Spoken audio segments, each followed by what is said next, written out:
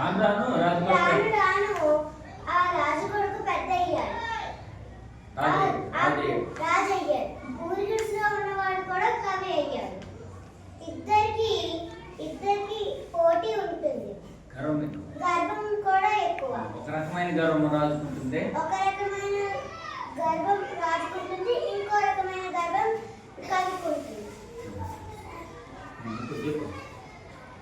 రాజు చివరికి మరణించాడు.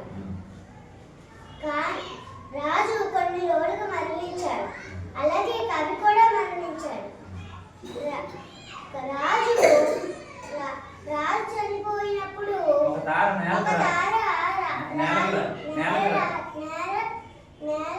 నేల మీద రాలింది అని అన్నారు.